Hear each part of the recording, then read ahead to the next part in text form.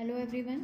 So we were doing the chapter number 1 और जिन students ने अपना अभी तक होमवर्क और असाइनमेंट सबमिट नहीं किया है, 10th क्लास में तो मुझे बहुत सारे असाइनमेंट और होमवर्क मिल गए हैं। 9th क्लास में बहुत ही कम बच्चों ने मुझे सबमिट किया है। तो जिन्होंने अभी तक सबमिट नहीं किया है, then please complete your work and send it to my WhatsApp number जो आप लोगों के पास सबके पास सेव होगा। उस कॉन्टैक्ट नंबर पे आप लोगों को वो असाइनमेंट और होमवर्क आप एक साथ ही कर सकते हैं। नोटबुक में ही असाइनमेंट कर लो और वो मुझे सबमिट करना है। ठीक है, आज तक की डेट थी। जिन्होंने आज तक भी नहीं किया है वो कल तक कर सकते हैं। ठीक है, so in the next topic we will study operations on real numbers. Operation और रियल नंबर्स मतलब जैसे कि अभी तक आप छोटी क्लासेस में सीखते थे, आप दो नंबर्स को ऐड कर सकते हैं, सब्ट्रैक्ट कर सकते हैं, मल्टीप्लाई कर सकते हैं और डिवाइड कर सकते हैं। सिमिलरली यहाँ पर रियल नंबर्स की अब बात हो रही है। अभी तो आपका नंबर से मतलब सिर्फ काउंटिंग नंबर होता था, नेचुरल नंबर, होल नंबर या आप इंटीजर्स पे ही काम करते थे अभी तक। ठीक है, अब आपको रैशनल और इर्रेशनल दोनों पे काम करना है। तो आप दो इर्रेशनल को या एक रैशनल और एक इर्रेशनल नंबर को ऐड करोगे, सब्ट्रैक्ट करोगे, डिवाइड करोगे या मल्टीप्लाई करोगे तो रिजल्ट क्या आएगा, जो नया नंबर आएगा क्या वो भी रैशनल आएगा, इर्रेशनल आएगा, क्या आएगा वो हम सीखेंगे। ठीक है, तो 3 पॉसिबिलिटीज़ आर देयर। जिन दो नंबर्स को ऐड करना है, अगर वो दोनों ही नंबर्स रैशनल हैं। रैशनल नंबर आप सबको पता है, जो p/q फॉर्म में एक्सप्रेस हो सकते हैं या फिर जिनका डेसिमल एक्सपेंशन कैसा होता है, या तो टर्मिनेटिंग होता है या फिर नॉन टर्मिनेटिंग होता है, तो रिकरिंग होता है। ठीक है, तो जब भी दो रैशनल नंबर हैं, आप उन दो रैशनल नंबर को ऐड करेंगे तो resulting number will be a rational number. दो रैशनल नंबर को सब्ट्रैक्ट करेंगे तो भी आंसर रैशनल आएगा, मल्टीप्लाई करेंगे तो भी रैशनल आएगा और डिवाइड करेंगे तो भी रैशनल नंबर आएगा, provided denominator should not be zero. जब आप डिवाइड करेंगे तो जिस नंबर से आप डिवाइड करेंगे वो नॉन ज़ीरो नंबर होना चाहिए, क्योंकि अगर वो नंबर ज़ीरो हुआ तो जो ओवरऑल नंबर होगा वो नॉट डिफाइन हो जाएगा। ठीक है, सिमिलरली नेक्स्ट केस इज एक नंबर रैशनल है और दूसरा नंबर इर्रेशनल है। ठीक है, तो जब आप एक रैशनल और एक इर्रेशनल नंबर को ऐड करते हैं या फिर एक इर्रेशनल और एक रैशनल नंबर को ऐड करते हैं तो जो न्यू नंबर आएगा that number is irrational number. ठीक है, अब इन सब के ऊपर एग्जांपल्स हम करेंगे। नेक्स्ट इज एक रैशनल नंबर है और दूसरा इर्रेशनल नंबर है। रैशनल में से इर्रेशनल माइनस करो या फिर इर्रेशनल में से रैशनल नंबर माइनस करो तो आंसर इज इर्रेशनल नंबर। एक रैशनल को आप इर्रेशनल से मल्टीप्लाई करेंगे, again you will get an irrational number. और एक रैशनल नंबर को इर्रेशनल नंबर से आप डिवाइड करेंगे तो भी क्या आएगा, एक इर्रेशनल नंबर आएगा। या फिर इर्रेशनल को रैशनल से डिवाइड कर लो, बट ये जो रैशनल है this rational should not be zero. ये जो डिनोमिनेटर वाला नंबर है वो ज़ीरो नहीं होना चाहिए। यहाँ पर मैंने क्यों नहीं लिखा ज़ीरो नहीं होना चाहिए, क्योंकि ज़ीरो तो रैशनल नंबर होता है, इर्रेशनल नहीं होता। तो इस केस में तो ज़ीरो अलाउड ही नहीं है, आएगा ही नहीं। बट इर्रेशनल को जो आप किसी रैशनल से डिवाइड करेंगे तो अगर किसी ने वहाँ पर ज़ीरो ले लिया है तो नहीं लेना है, क्योंकि rational denominator should be non zero. तो भी आंसर क्या आएगा, एक इर्रेशनल नंबर आएगा। ठीक है, but the third case is very interesting when both numbers are irrational. जब दोनों नंबर्स इर्रेशनल होंगे तो you can not say what will be the result, जो फाइनल नंबर आएगा, आउटकम आएगा, वो क्या होगा। ठीक है, तो ये सारे जो मैंने केसेस लिखे हैं ये आपको अपनी फेयर नोटबुक में भी, जो काम मैं यहाँ पे कराती हूँ, फॉर्मूला लिखवाती हूँ, बेसिक्स बताती हूँ, वो आपको फेयर नोटबुक में नोट करने हैं और उसके बाद फिर एक्सरसाइज के क्वेश्चन सॉल्व करने हैं। ठीक है, तो ये सब आप नोट कर लो। बुक में इस तरीके से नहीं दिया हुआ है तो बहुत बच्चों को इस चैप्टर में कन्फ्यूजन होती है। लास्ट तक वो रैशनल को इर्रेशनल लिखते हैं, इर्रेशनल को रैशनल लिखते हैं, क्योंकि बुक में थ्योरेटिकली लिख दिया है, इस तरीके से एक्सप्लेन नहीं किया हुआ केसेस बना के। ठीक है, तो मैंने यहाँ केसेस बना के एक्सप्लेन किया है, तो आपको नोटबुक में भी ऐसे ही लिखना है और याद करने में भी आपको आसानी होगी। तो थर्ड केस की बात कर रहे थे हम, when both numbers are irrational, और आप उन दोनों नंबर्स को ऐड कर रहे हो तो रिजल्ट में भी रैशनल और इर्रेशनल, रैशनल भी हो सकता है और इर्रेशनल भी हो सकता है। For example let us take the example, suppose एक रैशनल नंबर आपने ले लिया √2 + 2।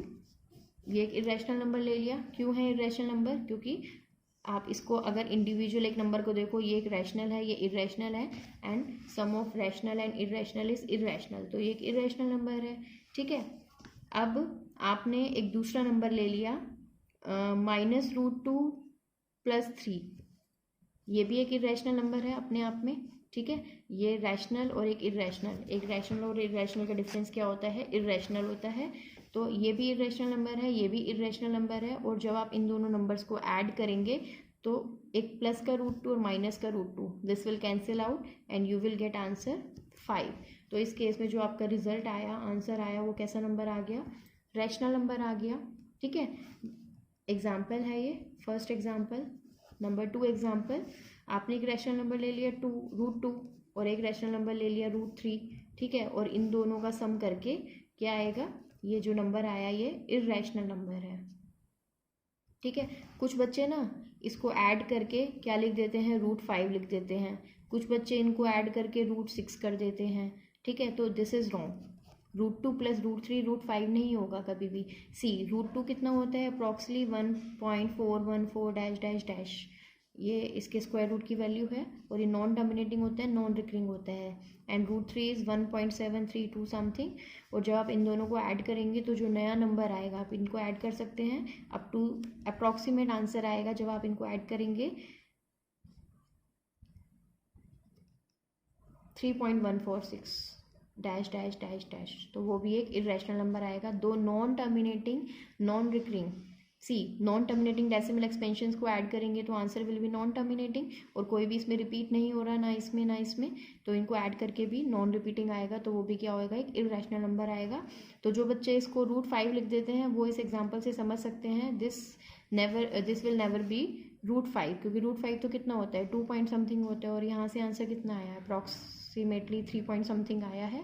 तो ये एग्जाम्पल हो गया एक रैशनल का और एक इरेशनल का। जब आप दो इरेशनल नंबर को ऐड कर रहे हैं तो answer will be a rational, और दो इरेशनल को ऐड करने पे इरेशनल आ गया, ठीक है। तो एक केस हो गया, जब हम दो इरेशनल नंबर को ऐड करते हैं तो आंसर में भी रैशनल और इरेशनल कुछ भी आ सकता है, हम पहले से कुछ नहीं बता सकते। जब आपको क्वेश्चन मिलेगा आप क्वेश्चन करके ही बता पाएंगे कि रैशनल आएगा या इरेशनल आएगा।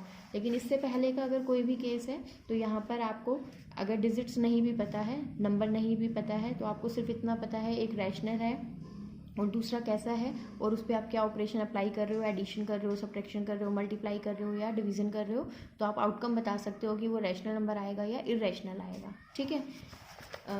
Second, when you subtract to irrational number, irrational minus irrational, ठीक है, तो भी रिजल्ट क्या होगा, कुछ भी आ सकता है, रैशनल भी आ सकता है और इरेशनल भी आ सकता है, दोनों केसेस आ सकते हैं। तो एग्जांपल देख लेते हैं। Suppose one example I am taking as 2 - √2, ठीक है, एंड माइनस करना है आपको, या 2 + √2 ले लेते हैं,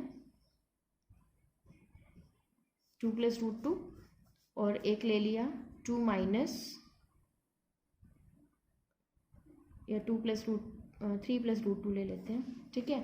तो ये दो इरेशनल नंबर हैं, ये भी इरेशनल है, ये भी इरेशनल है। इन दोनों इरेशनल नंबर को जो हम सब्ट्रैक्ट करेंगे तो क्या आएगा, 2 + √2 - 3 - √2, तो √2 will cancel out and answer is -1 which is a rational number, ठीक है। और दो इरेशनल को आप सब्ट्रैक्ट करेंगे, सपोज √2 - √5 कर दिया, तो again this is an irrational number, ठीक है। Number C, if you multiply two irrational number, अगर आप दो इरेशनल नंबर को मल्टीप्लाई करते हैं तो again answer will be rational और इरेशनल, कुछ भी आ सकता है। For example, if you multiply √3 and √2, so your answer is √6। ये मल्टीप्लाई कैसे हुआ ये हम नेक्स्ट वीडियोस में देखेंगे, ये एक टॉपिक है हमारा पूरा, ठीक है। जब भी दो नंबर्स को आप मल्टीप्लाई करते हैं, स्क्वायर रूट के अंदर है, तो ये स्क्वायर रूट ऐसे आ जाता है, दोनों पे आ जाता है, मतलब √a × √b क्या हो जाता है, √a × b हो जाता है, √6 आ गया, एंड √6 इज इरेशनल नंबर, ठीक है। बट इफ़ यू मल्टीप्लाई √2 और दोनों ही नंबर आपने सेम ले लिए, ये भी एक इरेशनल नंबर है, ये भी एक इरेशनल नंबर है, क्या हुआ, दोनों सेम ले लिए हमने, ठीक है। तो यहाँ से आंसर क्या आ जाएगा, √2 × √2 is √2 square which is 2 and this is a rational number. तो आपको 1 मार्क में ये क्वेश्चन भी पूछ सकते हैं कि give an example of 2 irrational number such that their product is rational, और give an example of 2 irrational number where their product is irrational. ठीक है, तो ऐसे एग्जाम्पल आपसे क्रिएट करने के लिए पूछ सकते हैं। ये मैंने अपनी तरफ से बना के एक एग्जाम्पल दिया है, आप इसके अलावा कोई भी एग्जाम्पल बना सकते हैं खुद से। ठीक है, and number D irrational number है और आपको इसको इर्रेशनल नंबर से ही डिवाइड करना है, तो you may get any of 2। Rational भी आ सकता है और इरेशनल भी आ सकता है। फॉर एग्जाम्पल 2√2 ले लिया एक नंबर और इसको आपको डिवाइड करना है √2 से, तो √2 से √2 कैंसिल हो जाएगा और answer will be 2 which is rational number. ठीक है, और दूसरा एग्जाम्पल हम ले लेते हैं 2√3 ले लिया और नीचे 4√2 ले लिया, तो 2 से तो 4 कैंसिल हो जाएगा, 2 2 जो 4, so your answer will be √3/2√2। ठीक है, तो ये कैसा नंबर है, ये इर्रेशनल नंबर है। ठीक है, क्योंकि √3 क्या आएगा, एक नॉन टर्मिनेटिंग नॉन रिकरिंग आएगा।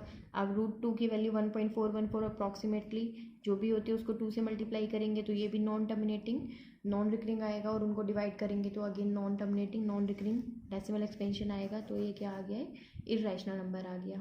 ठीक है, तो आज हमने क्या सीखा कि जब हम दो नंबर्स को रैशनल हो या इरेशनल हो तो डिफरेंट केसेस में जब उनको ऑपरेशन अप्लाई करते हैं, mathematical operation, addition, subtraction, multiplication and division, तो जो आउटपुट आएगा आपका, आउटकम आएगा, वो रैशनल होगा या इरेशनल होगा, ये हमने सीखा।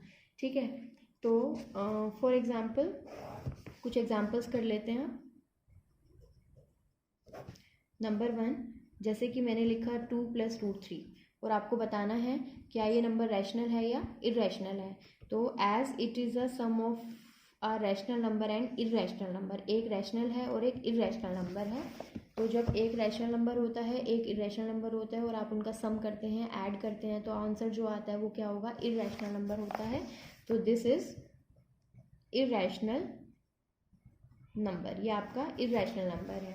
ठीक है, तो जो आपकी बुक में एक्सरसाइज 1.5 है, एक्सरसाइज 1.5 सी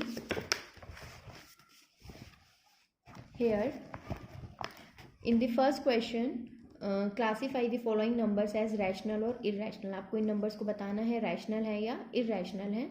सी 2 - √5, तो 2 इज़ रैशनल, √5 इज़ इरेशनल। और अभी हमने जो सेकंड केस था, सेकंड केस में देखा था एक रैशनल और एक इरेशनल नंबर का जो डिफरेंस होता है, या आप इरेशनल पहले लिख लो रैशनल बाद में लिख लो तो भी आंसर क्या आएगा, इरेशनल आएगा। तो this is an irrational number. Again ये क्या है, एक इरेशनल नंबर है और ये भी एक इरेशनल नंबर है, तो इसको तो हमें सॉल्व करके चेक करना पड़ेगा क्योंकि इसमें तो कोई रिजल्ट नहीं है, दोनों में से कुछ भी आ सकता है।